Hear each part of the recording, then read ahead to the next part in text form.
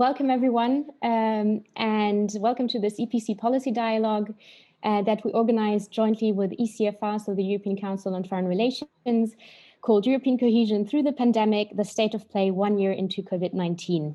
I'm Sophie Pornschlegel. I'm a senior policy analyst at the European Policy Center and the project leader for Connecting Europe, which is organizing this event today.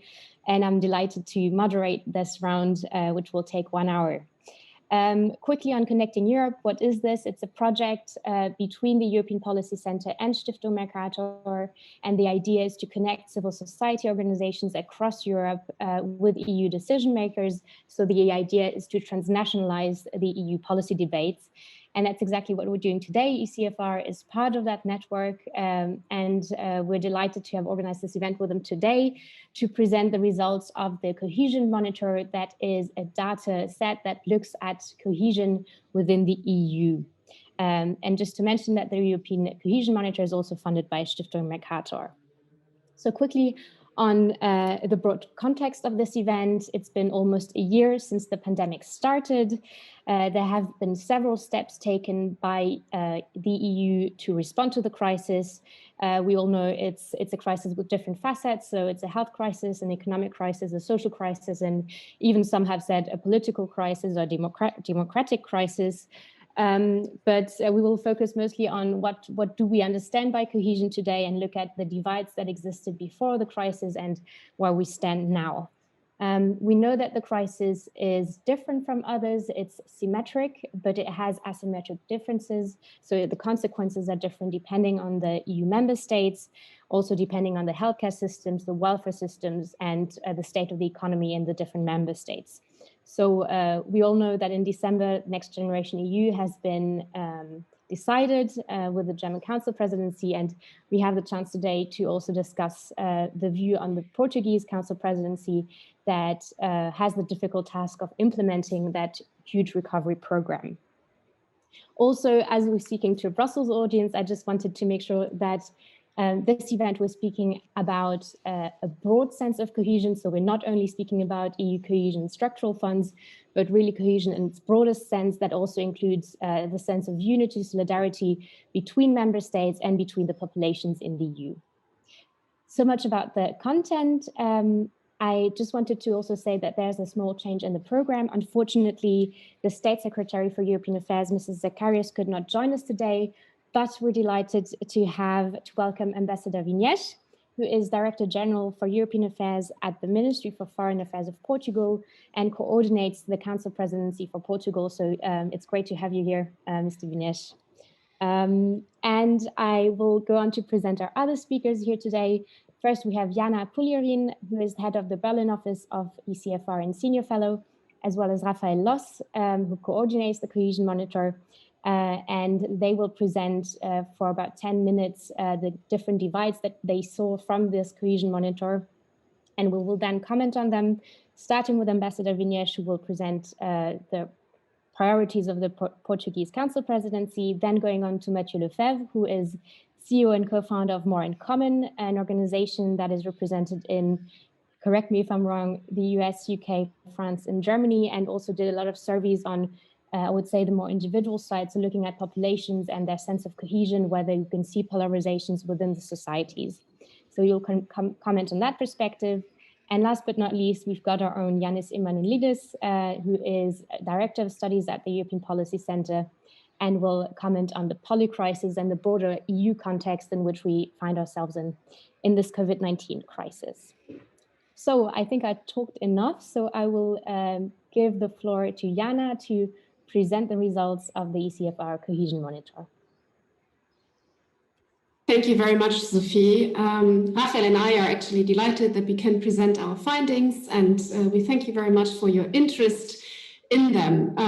I ask Rafael in a moment to share his screen, so you will see some slides, because I think that makes it easier to understand basically what we are presenting. So Rafael, could you please start sharing? What we present today is based on the so-called EU Cohesion Monitor that we at ECFR have started to develop in 2016 and that we now are happy to present as its 4th edition, and we launched this in December 2020.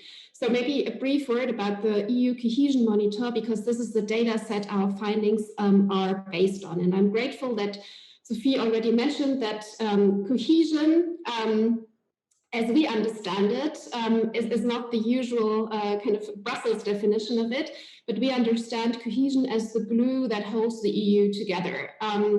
We think that cohesion is actually shaped by a variety of factors that make Europeans more willing to cooperate with one another.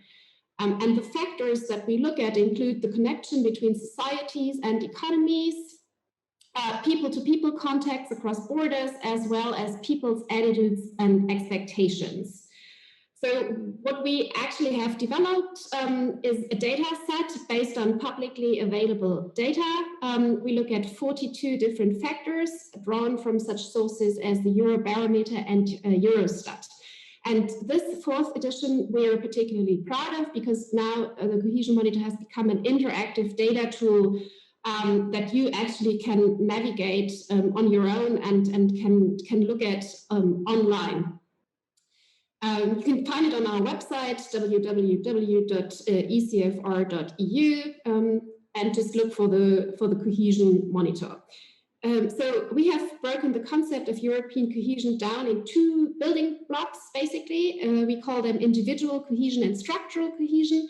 Individual cohesion is about EU citizens' experiences, expectations, beliefs, levels of well-being, and voting patterns.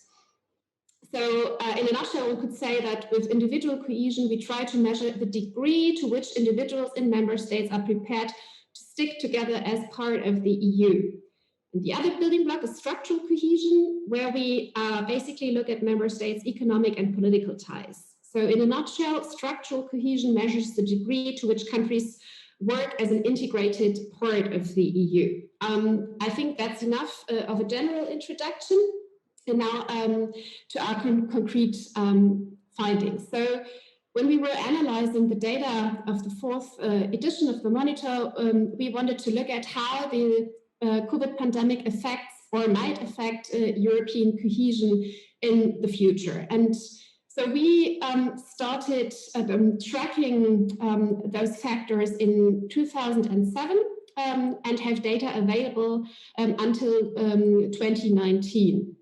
And so we started actually on very good terms with some very optimistic and findings and very good news for the EU, because contrary to all the doom and gloom headlines of recent years, where the EU basically was collapsing on a daily basis, European cohesion kind of measured through the 42 factors was very strong in the period that our monitor covered. So despite a lot of economic distress, the rise of populist parties, and also that sense of stagnation in the EU integration process, cohesion actually became stronger and stronger.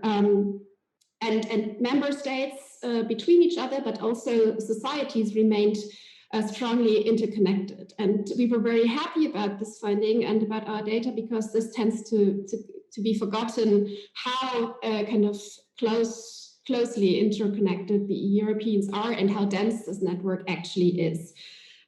So looking at trends, we found that in 2019, European cohesion, both individual cohesion and structural cohesion, reached its highest level since 2007.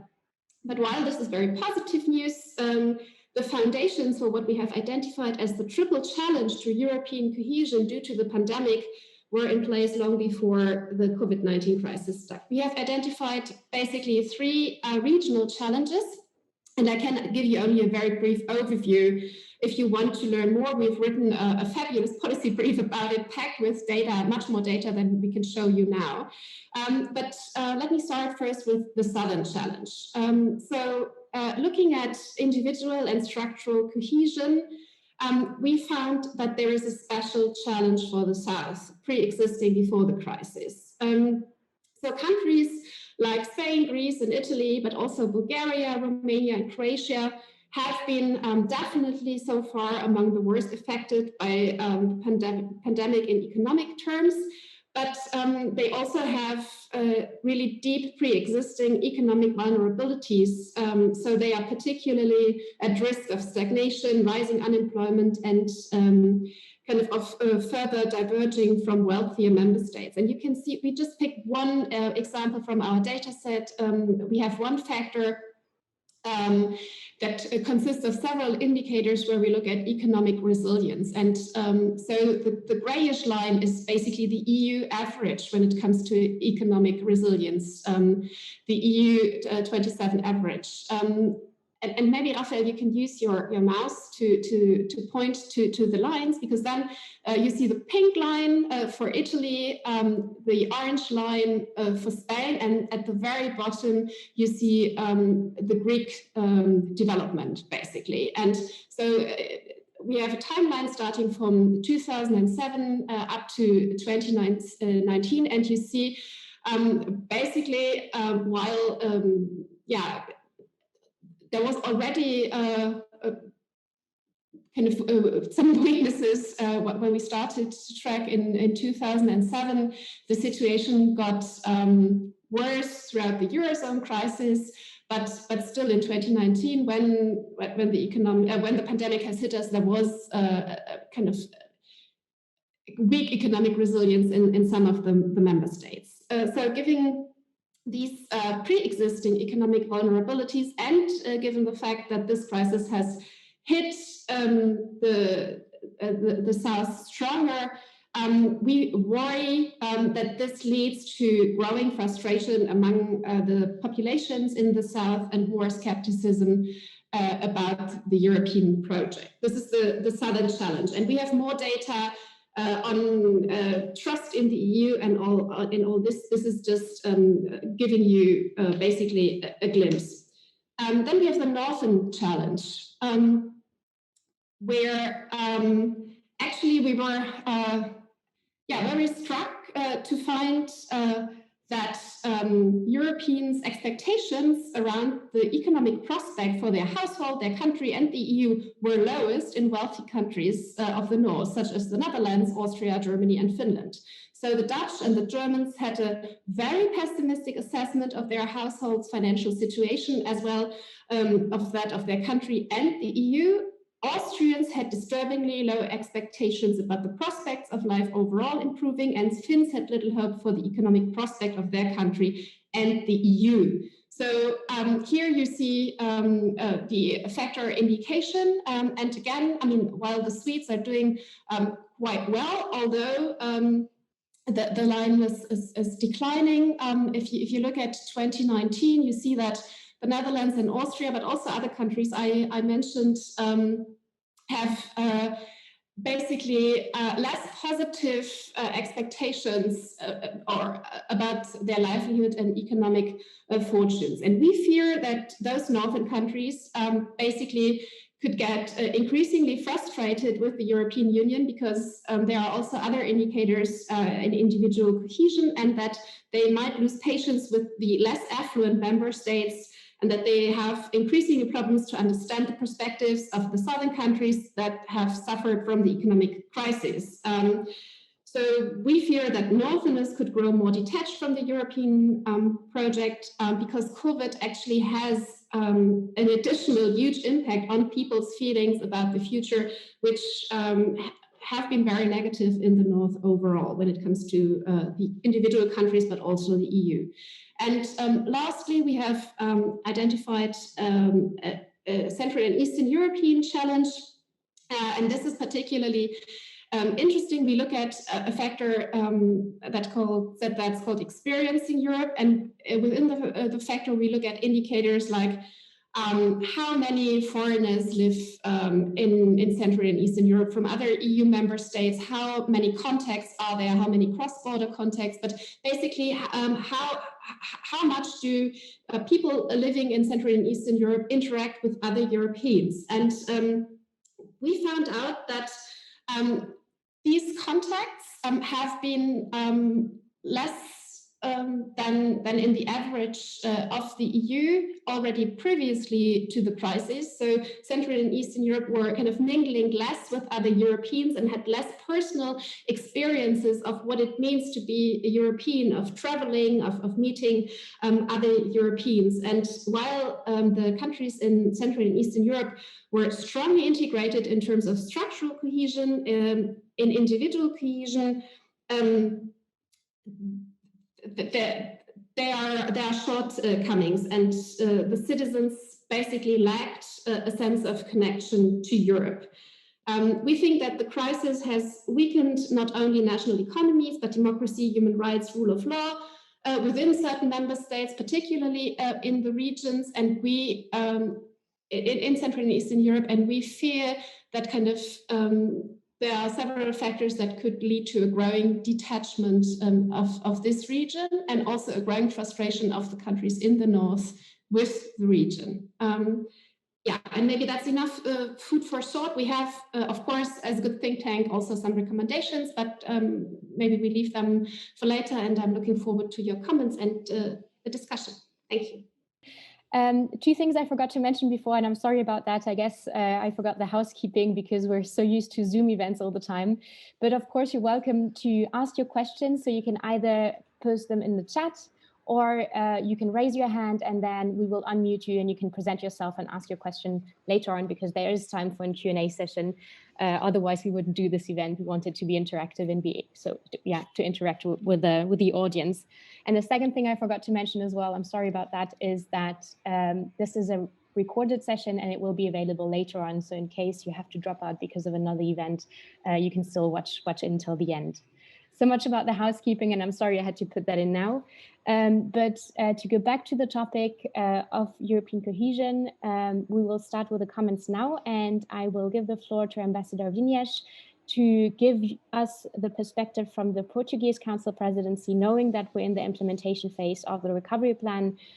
So it would be interesting to know what kind of priorities you see. We know that social policies were also an important priority within your program. So if you could maybe comment on what Jana just said and add onto it. Well, thank you. Good morning to you all. Thank you again to the EPC and the CFR for having me. I think I'm the only Thai around. I mean, and it's a problem with diplomats, but anyway, I'll try my best. Well, maybe three initial remarks on this. First, to thank you, Jana, for the presentation. Very useful to feed our reflection.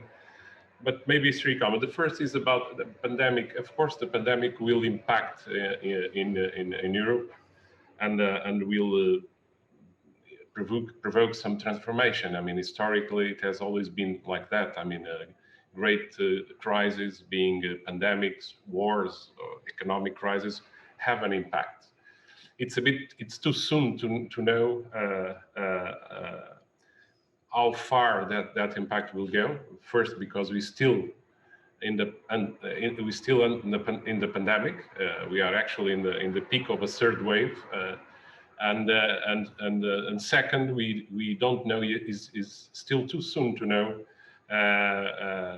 how much it will impact, how big the economic and social crisis will be. I mean, so we still in a phases that we are managing the health front as a priority, so it's a bit soon to know how deep the crisis in economic and social dimensions will be. What we do know is two things. First, that we, for the first time in history, we have dealt with a pandemic like this from an entirely humanistic perspective. The first priority was to protect human life and human health, and if we look back to the history, it was not like that. Never. So this is a very big step forward in the civilizational terms, but of course it has a cost in terms of economic and social cost. That's for sure. The second remark is that is about the EU response. I mean, there's that joke that when facing a crisis, the EU is always the first moment is chaos, then long process of discussions, and finally we reach a consensus around a suboptimal solution. Well, this time, at least on the financial response, financial and economical response, I think we had a very good response. I mean, not suboptimal, but I would say a very good one. I mean, we have been able to have a robust, ambitious, innovative response. I mean, we should not be afraid of words, but the size, the very interesting mix between loans and grants, and even this is a sort of a first step towards issuing a common debt.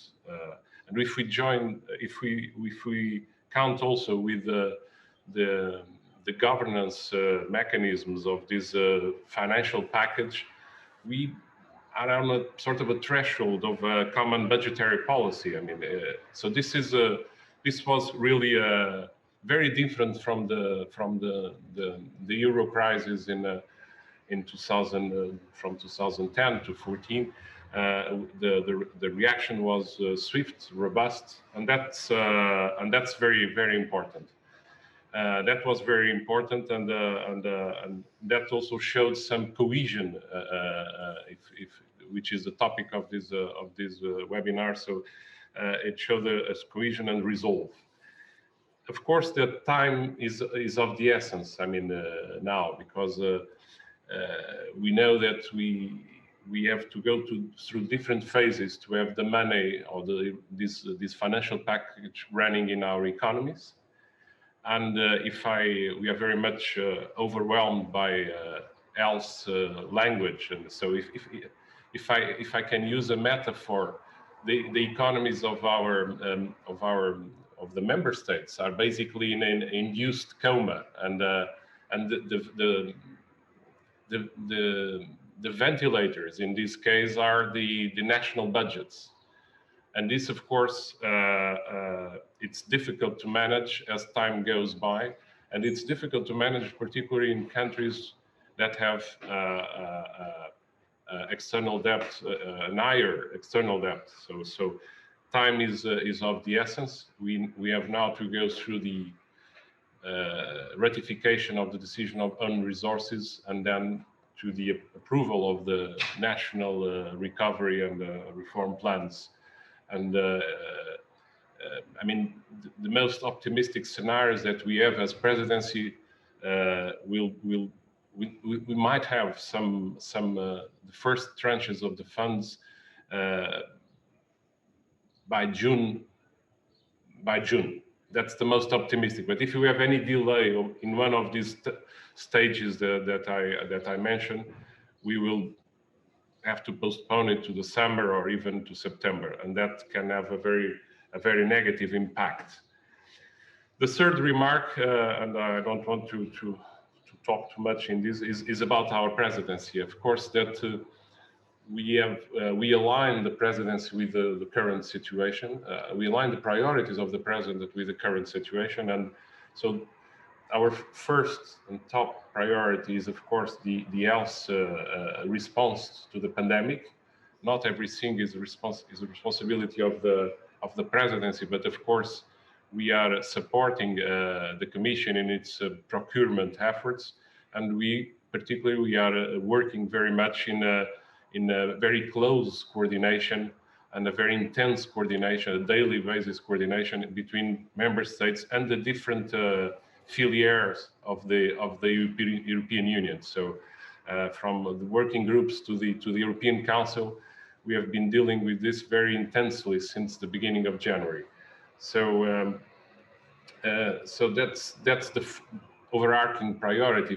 If we don't succeed in the vaccination strategy, it's difficult to succeed in the other priorities. The second priority, I already mentioned it, it's the economic response to the crisis. And so we are pushing and investing politically, my government, the Prime Minister, in work the funds with his colleagues in order to speed up the process of internal ratification by the 26 parliaments of the member states. We have tried to lead by the example. We were the third ones to ratify in Portugal, so that phase is already passed in what concerns to Portugal, and we also are pushing to have the national plans to reform and resilience approved as soon as possible. So this is clearly in parallel with the else. It's the two main priorities. This is obvious. If we don't succeed on these two ones, the rest will be. Then, I mean, I don't have time to go through. Of course, that economic recovery will have to be anchored very much in the digital and in the climate agendas. Transitions, and then, as you mentioned, the social response. I mean, we have thought about giving great priority to the social response, to the social pillar or the social dimension, and the enhancing of the social model of Europe, because we thought that we needed more social dimension in Europe, always knowing and quite aware that this is a national competence and not a EU common policy. We are aware of that, but we need more social dimension to mitigate and to the impacts of the twin transitions, the digital and that will have huge impacts in our societies, in our economies, in the labor market. So it's that was our idea still in the late 2019. But then with the pandemic, it even makes more sense. I mean, we have to, and all our governments are working very much in the social dimension with the measures and the legislation on a national basis to mitigate the impact of the social impact of the crisis. So the social will be a very important issue in our presidency. The highlight will be a summit summit in Oporto in May. We hope that if COVID allows, it will be a physical meeting, and it will have two moments. The first one with the main stakeholders, like the summit in Gothenburg 3 years ago, and then a summit of the EU leaders on a second moment. So, and we hope that can have an important political message enhancing the social pillar of the European Union. Finally, in very, very quick terms, I mean, the external dimension, I mean, the EU, although reinforcing its strategic autonomy, because there's lessons to learn also about the pandemic, and we need to strengthen our strategic autonomy, but a strategic autonomy that is open to the world. So we have here some basic priorities. Of course, the US, it's a unique opportunity to reset and to re-engage. We all share that view, but also we have to look into Africa. We have to look into the Southern Partnership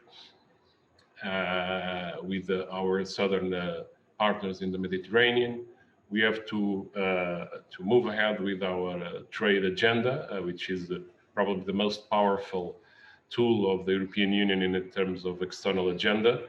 We have pending some important trade agreements with Latin America that we would like very much to go ahead.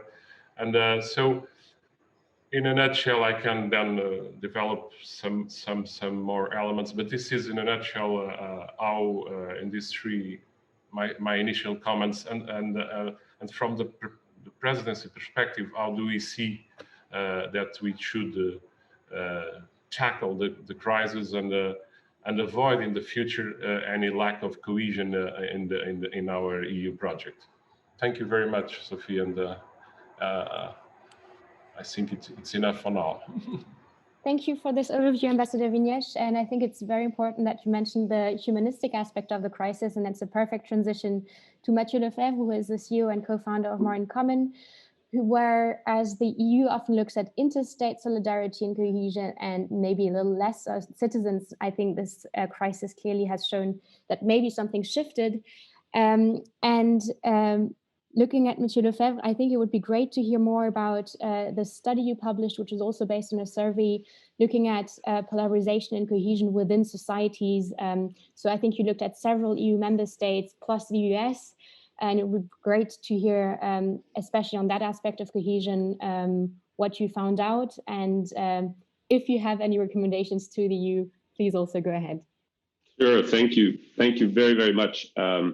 I really appreciate the opportunity, and also I learned a lot from the presentation, but also from reading the report. I agree very much with the frame around cohesion, and particularly with the emphasis on individual cohesion. I think that's going to be so important as we weather this crisis. And I was really reassured by some of the findings in the report that essentially gave us a snapshot just before this once-in-a-generation crisis, that EU cohesion was at its highest. And that's a good sign as we weathered the biggest storm that we've ever faced. So I thought it was incredibly helpful and very complementary with our own work, as I'll come back to say. But so just a few thoughts very briefly about our work and about the situation we are all in. I'm going to start with the obvious to say that, you know, we have found in our research that COVID presents a once-in-a-generation risk of increasing fractures that were already there. Fractures within families, fractures within the local units, fractures within nations, fractures within groups. And I think the elephant in the room is the vaccine campaign, which is going to be make or break for cohesion at every level. And I think we have to address that. Sadly, I think that's the issue that's going to stay in people's mind, very much so. In the work that we do, as you said, Sophie, we focus a little bit more on the individual aspect, on people's psychology. And also I'll share some insights from a very large survey we did in July 2020, so after the first wave in most countries in the EU. But again, we look very much at this question of cohesion, perhaps from a very complementary angle to the one taken by the report. We think about cohesion not so much as it relates to the EU or to institutions, but to one another. And perhaps we wouldn't use the word cohesion necessarily, which is probably a word that people don't really understand. It's a little bit technocratic. I think it works very well in the context of institutions. But possibly more personal, close to people definition would be something like togetherness or belonging, which I think is going to be of paramount importance, whether people feel like they belong or that sense of togetherness or not. So just one word on our methodology. So we essentially do large-scale surveys of people's psychological orientation. We ask them questions about how they raise their kids, about senses of belonging, about threat perception. And we take a national approach where we go under the hood of national opinion. And we create sort of families of Germans or French people by their psychological orientation. And we ask a range of questions on solidarity, on trust, specific to the COVID context in the summer. And we explored lots of issues around identity, history, also the relationship to Europe, climate, etc. So I'm going to share just a few 5 findings that we've got and maybe some thoughts about recommendations. And I'll do this very quickly so we can have a discussion. Finding number 1 is that there's no such thing as French opinion or German opinion about anything, really. We find that there are blocks of opinion within Germany or France or Poland or the UK or any other country. And those can be, in the shortest possible way, characterized around 3 groups. You've got an open group, which is generally pro-European, cosmopolitan, has a universalist outlook. When you ask them, is European identity important to you? The open group says, yes, European identity is important to me. Then you've got a closed group, has a narrow definition of what it means to belong to the national conversation, not so enthusiastic about Europe as we might imagine. But really the open and the closed group, we know them. You see them on Twitter. The most important group and the biggest group is what we call the invisibles or the forgotten. And they make up 4 out of 10 people in a place like Germany or France. They feel a sense of loss.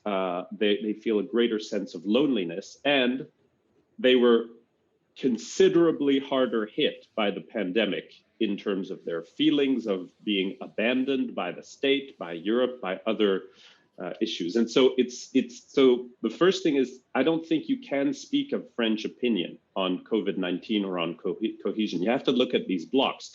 These blocks, by the way, are incredibly important electorally. The second finding is that, and this goes very much along the lines of the ECFR research, is that regardless of objective performance on COVID in this large snapshot that we took in July 2020, countries that have social trust, which is similar concept to cohesion, people felt that they've received more care in the context, regardless of whether or not they actually did receive more care. So I'll take 2 examples, Italy and France. Italy has a remarkably high degree of social trust. People say that they've stuck together, and then that social trust index, a high social trust index, means that Italians feel solidarity to one another. Yes, the government hasn't done an ideal job, but we feel that we're in this together. France, where arguably the government response was possibly better than Italy, low social trust, and people have a low sense of belonging. And so countries with social trust are better equipped to weather this storm, and I think other storms, climate, artificial intelligence, and the other threats that Ambassador Viñas mentioned. Third finding is that in July 2020, we found no love lost for the EU, aside from a small group. But from a somewhat cold perspective, a realization that we need each other. We need international cooperation. We need the EU. We need our neighbors to face this kind of threat and other threats. And so even among our identitarian groups, our closed groups who generally don't love Europe, they said, well, we still need our partners. But it's not from a warm perspective. It's from a sort of cold, realistic perspective. The fourth finding is that we found that particularly in societies like France and Italy, which were very hard hit by the pandemic, we asked the question, would you like to go back to normal as soon as possible, or is this an opportunity to make change? And overall in the EU, there is an appetite for change. The COVID-19 crisis is a reminder that we should change things in our economy, in our society, in how we relate to nature, in our health care provision, etc. But in many countries, people who said, yes, I want change, they say, I don't believe the system can change. And this is particularly true of this forgotten group. And it's very true in Germany, very true in France in particular, but also in the UK. There's a sort of hope gap between, I want change. COVID-19 is a reminder to change. I don't believe the system can deliver change. And it's the fifth and final finding that I'll share is that it's pretty clear what people mean around change. It's jobs, it's healthcare provision, but it's also climate. But people don't react that well to the word climate. It's really the story of how we connect to nature. The COVID pandemic left Europeans wanting a new story of nature, but not climate targets that are far away and not 2030 emissions somewhere they don't know, particularly our forgotten group. They want to talk about food in the kids' cafeteria. They want to talk about river pollution, et cetera, et cetera. So those are some of the findings. Just a few thoughts in terms of recommendations.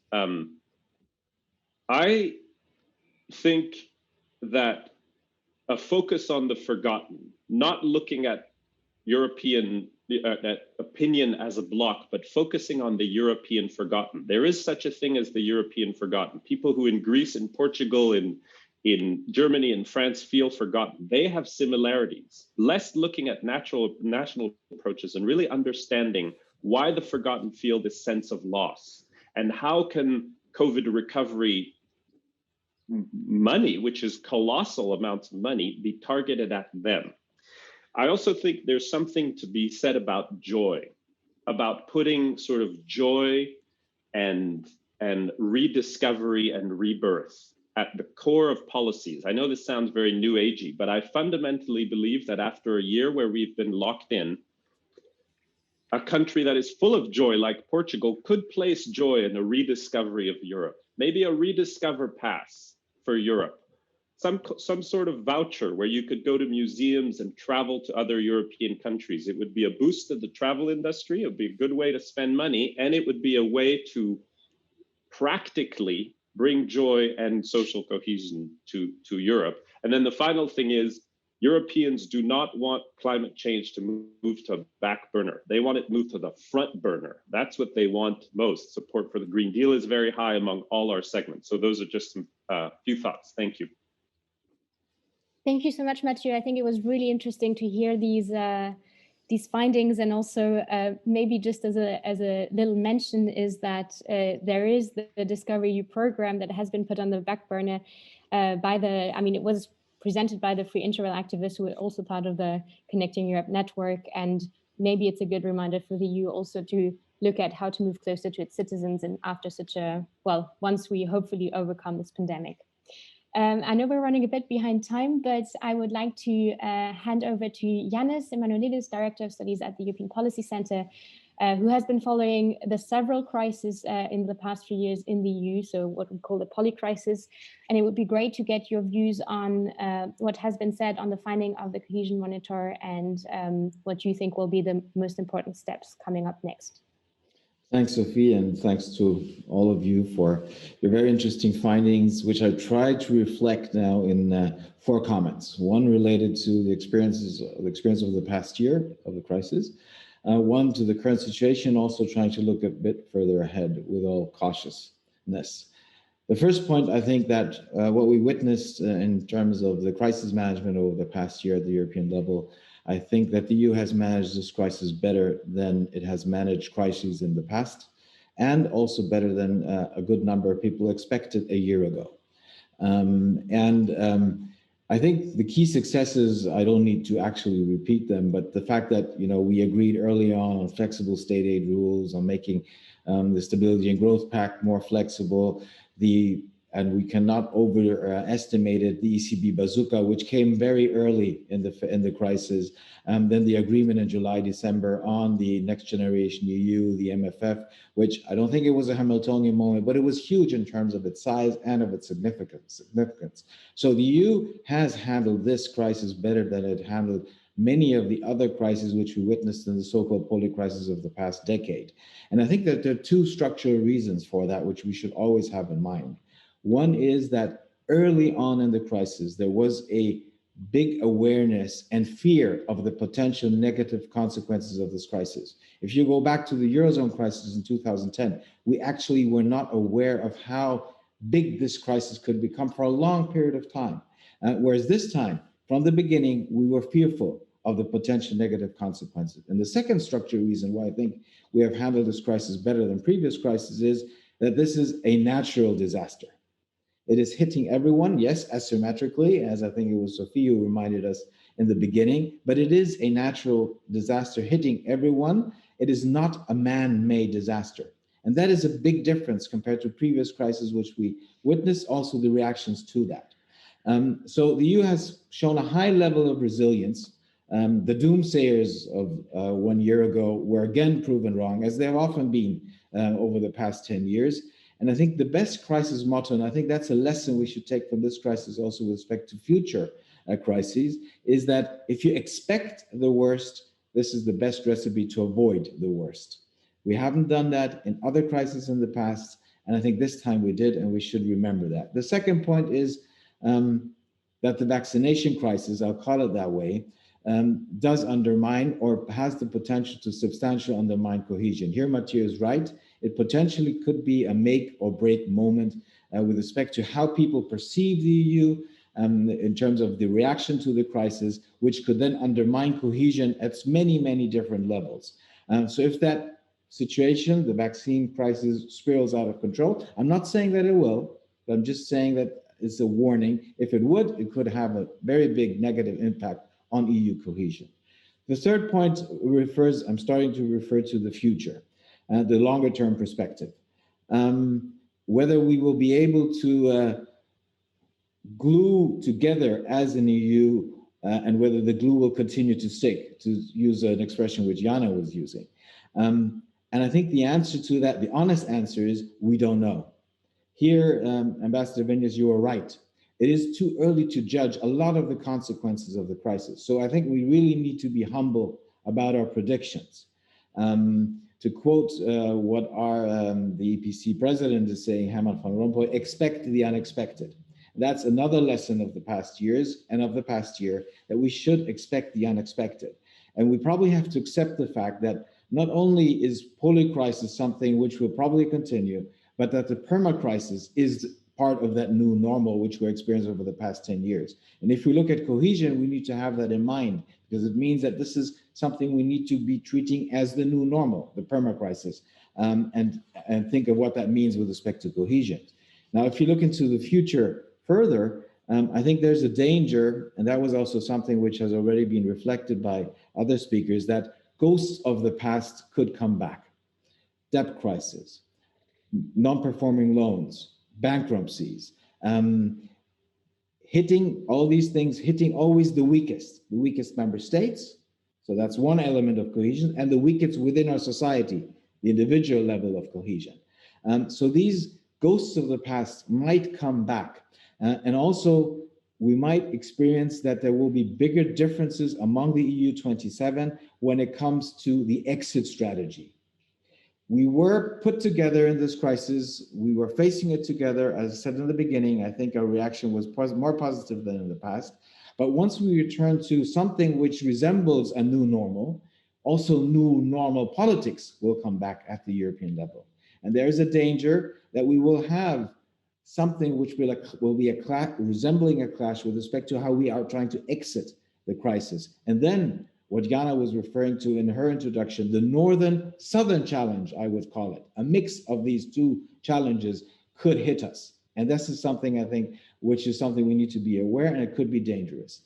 And now comes my last point, and I want to be optimistic, because I think that there is a good reason to believe that we can be cautiously optimistic with respect to how the EU and how the member states will be able to come out of this crisis.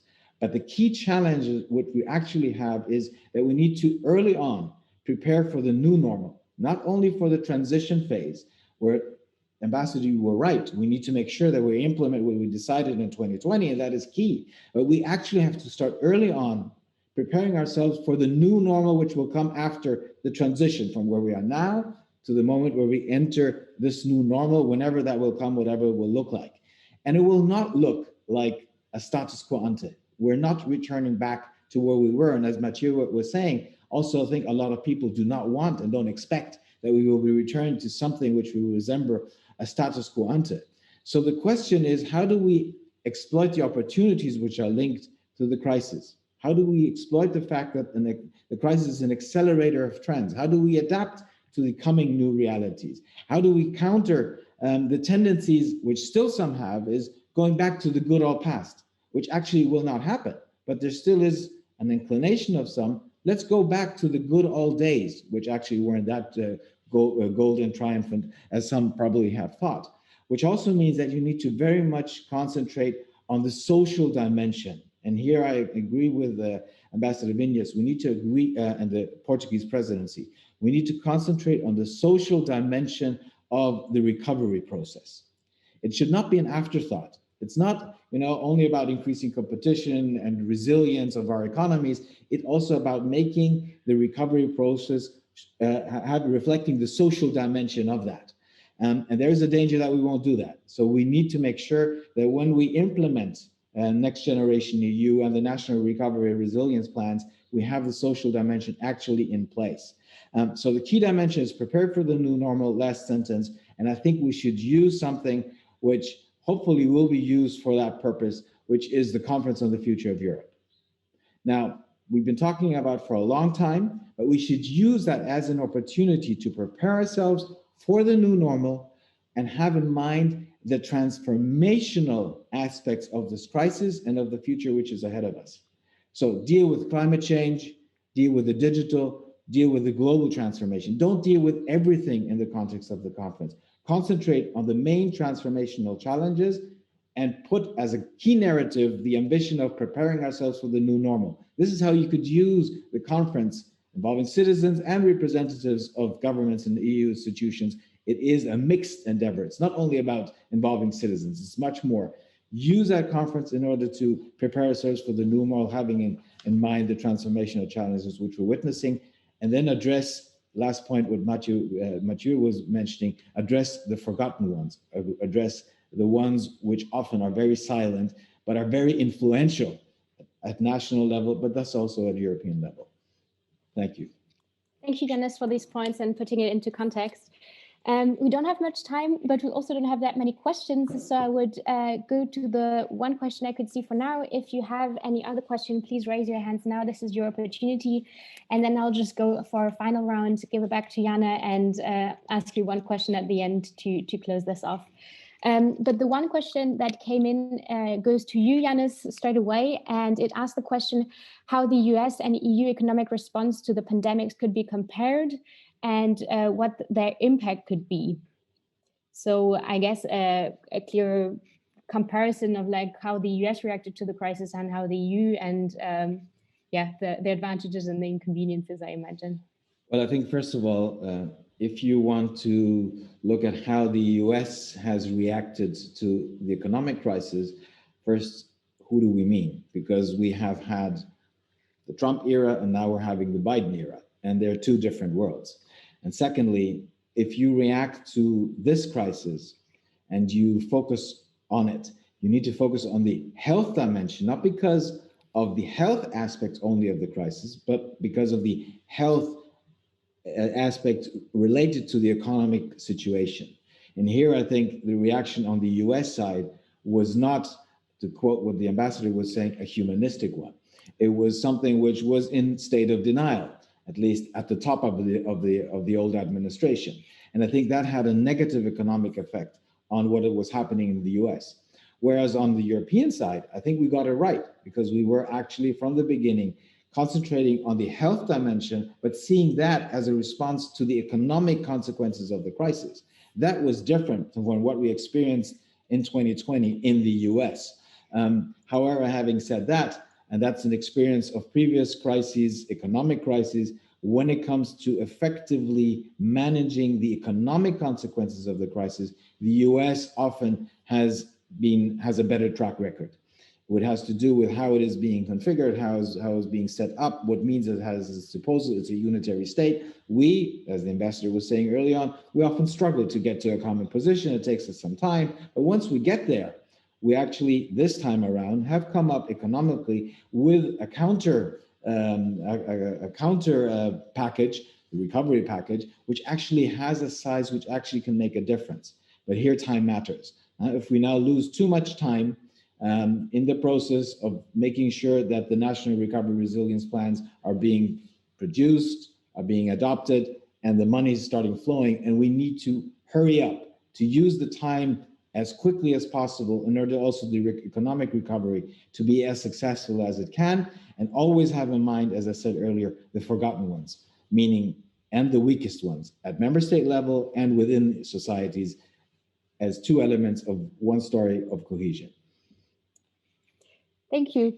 I would like to do a little final round where every one of you can, of course, comment on what they listen to, but also it would be great if you could respond to the question, and it's a little thought experiment. If you were an advisor to Mrs. von der Leyen in this crisis, what would you recommend to her, saying to strengthen European cohesion? What would be your one takeaway that you think the EU should focus on most? And we'll start off with Jana, who presented at the beginning. Go ahead.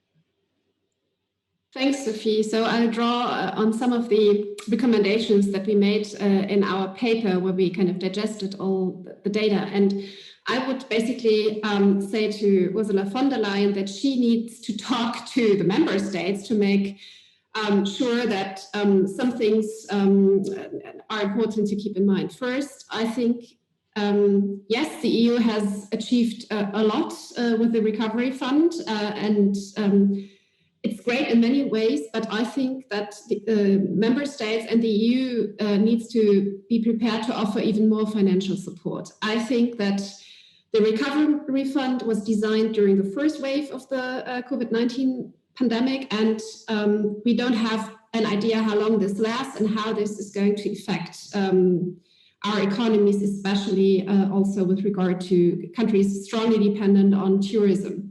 So I think there might be a need for more money, and we need to prepare our populations carefully about it. I think that while doing this, it's important that member states or that the EU keeps this delicate balance between the interests of the northern countries, the southern countries, and also countries in the east. So I think we need to make sure that every kind of party in this stays on board. This has been the case, but we need to make sure that it does. And therefore, and that's my last recommendation, I think that national leaders should be very careful when telling or when speaking to their audiences about this and the EU. So the countries in the south should basically communicate that the EU shows a lot of solidarity, that a lot of money is available, a lot of support, but that this money doesn't come basically for free and needs to be accompanied by the idea to use it for greening the EU and make it more digital, and also comes with the idea of structural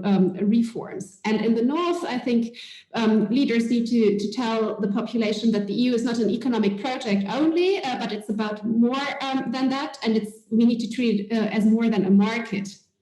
And that countries in the north only are well off, basically, if the system as a whole functions. And also to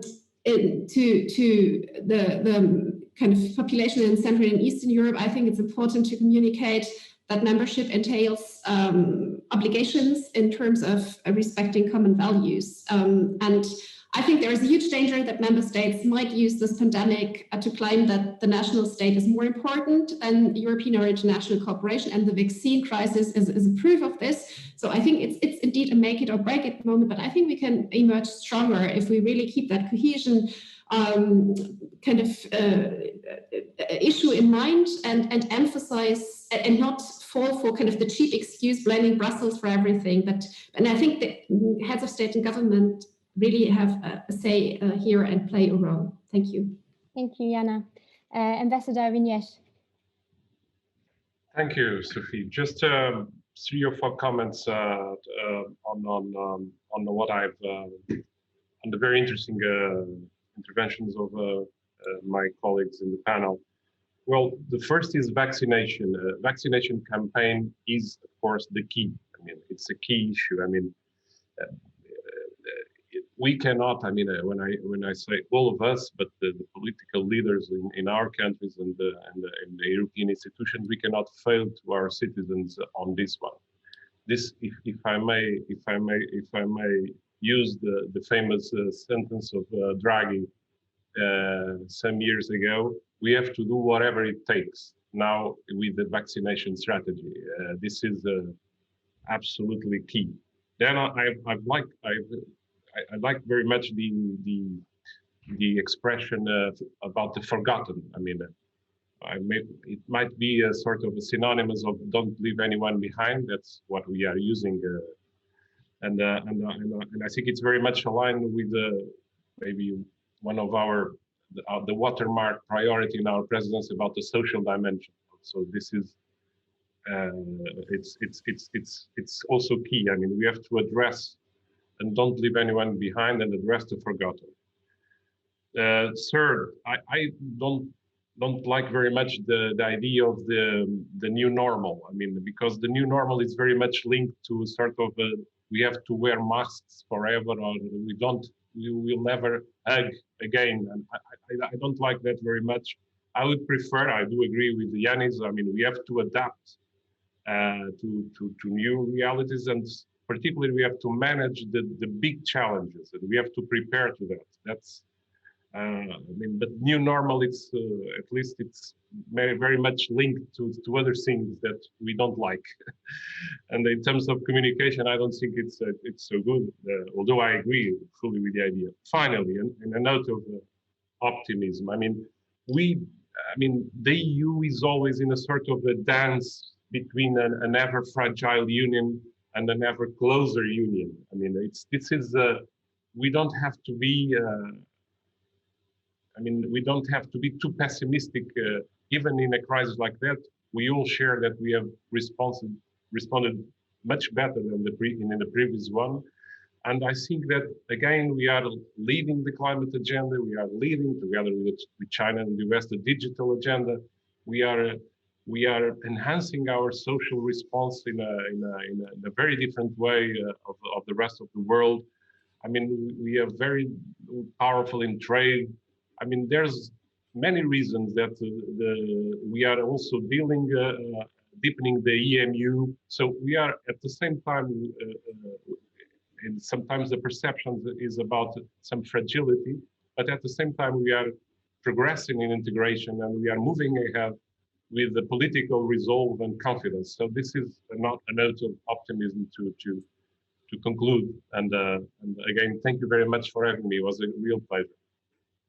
Thank you. As we're running over time, very quickly, still Mathieu Lefevre and then Yanis. Thank you very much. I really appreciated all of that, and particularly your point, Ambassador Viñas, about, we should be proud. My recommendation to Ursula von der Leyen would make us proud, make Europeans proud of everything we've achieved. And the vaccines is probably most important. I think we're at the moment where the wave of this social, economic, health tsunami is still here. We will see the degree of devastation when the wave starts to recede, which is why More in Common is preparing a very large snapshot of how Europeans are feeling as the wave starts to recede, maybe when vaccination levels are eventually reach the moment. So I think we need to prepare ourselves. I was somewhat worried by Ambassador Viñas's timetable for when funds would.